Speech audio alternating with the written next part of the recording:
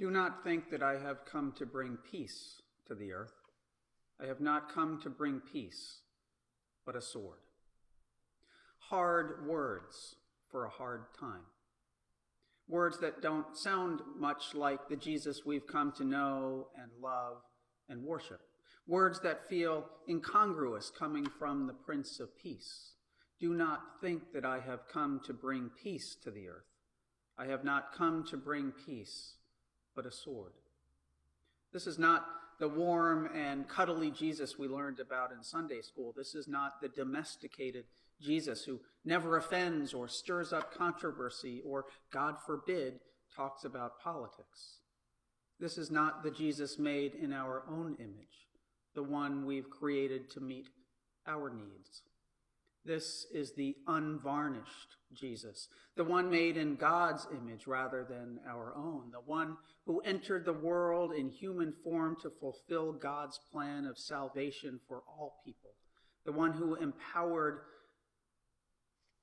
was empowered to embody God's hopes and desires for humanity, for God's creation, for all the children of God. And so the Jesus we encounter this morning is the Jesus who confronts us in this very moment. The Jesus who marches in the streets, the Jesus who holds up a Black Lives Matter sign, the Jesus who lives and moves and has his being among the marginalized and the oppressed, the Jesus who cries out with the voiceless and the unheard.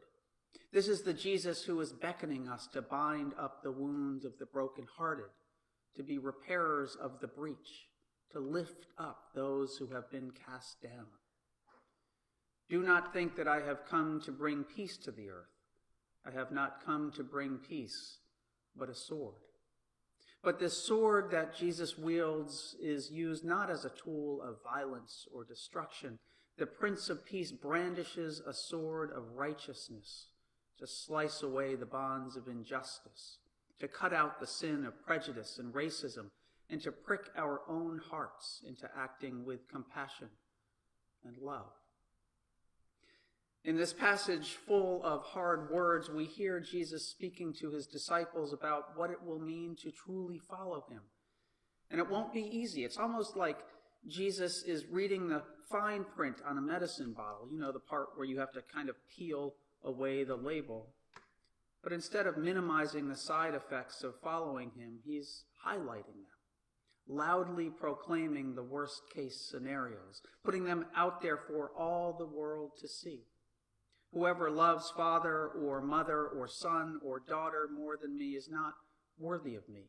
For those who find their life will lose it. And at one level, this is a refreshing truth in advertising approach to discipleship. To follow Jesus is to invite rejection and suffering and even death. You'll upset people. You'll end up with some broken relationships. Your family may turn against you. Jesus is just putting it all out there. Maybe we should start doing that a bit more than we do. So often we want to minimize what it means to be a Christian, or at least what it means to be a member of a particular community of faith. In more normal times, anyway, we talk about coffee hour and the really nice people in the congregation and the great nursery care and Sunday school activities and the inspiring music. And it's all true. It's all valuable. It's all part of what makes this community so special. But we don't always highlight the cost of following Jesus. We don't lead with the bit about taking up your cross and denying yourself. We don't put sacrificial giving and dying to self in the welcome packet. But maybe we should. Because unless there is true commitment, genuine transformation will remain elusive. We can't be faithful Christians while remaining in our comfort zones. That's just not how any of this works.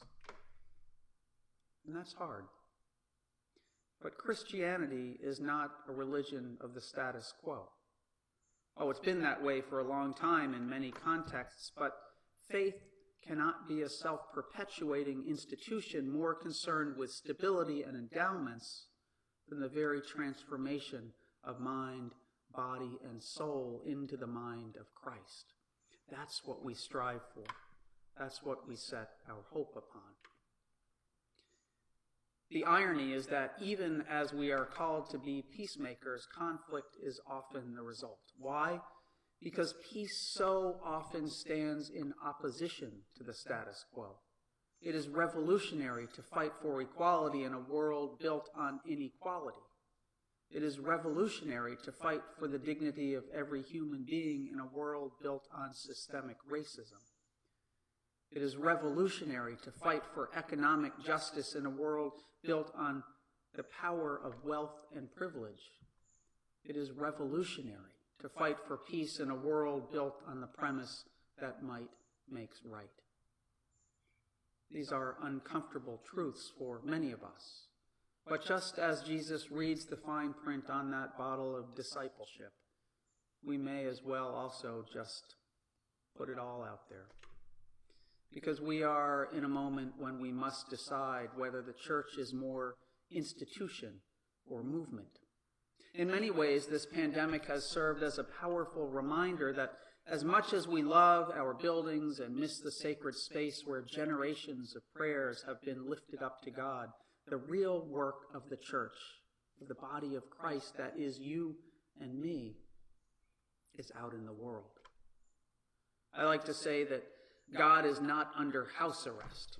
There's no ankle bracelet keeping God confined to the four walls of this place. God is out in the world with you, sustaining and comforting and strengthening you to share God's love with others.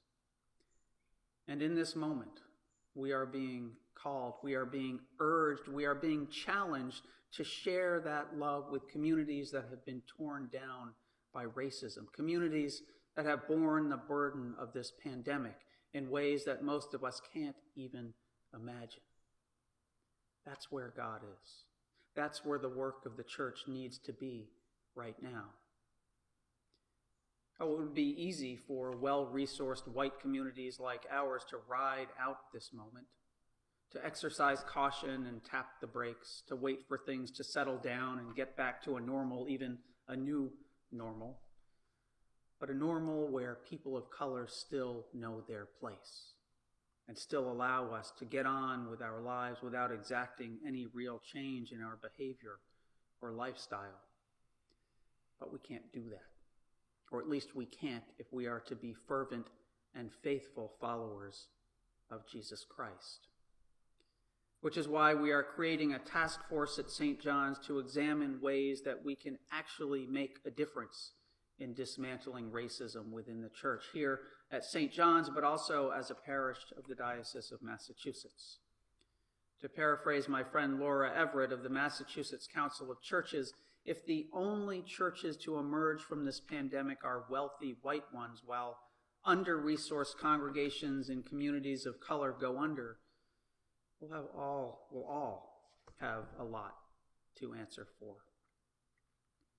I'm not sure exactly what this will entail or where God is leading us in this moment, but I do know that if out of an abundance of caution and self-preservation we fail to act boldly and creatively and decisively and financially to heed the cries of our Black brethren and sisters while they are being beaten down both metaphorically and quite literally, we will have failed Jesus. And I don't know about you, but for me, that is simply not an option. So I invite you, despite the risks, to be a peacemaker in this moment, to walk with the Jesus who inevitably leads us into conflict with the ways of the world. To be a peacemaker is to encounter the sometimes violent reactions of the comfortable. To be a peacemaker is to trouble the waters of the status quo. To be a peacemaker is to challenge the way we've always done things. And when those ways uphold the dominant culture, uphold the powerful, uphold the white privileged class of which I am very much a part, well, look out. Because the sword of righteousness slices through it all. Do not think that I have come to bring peace to the earth. I have not come to bring peace, but a sword.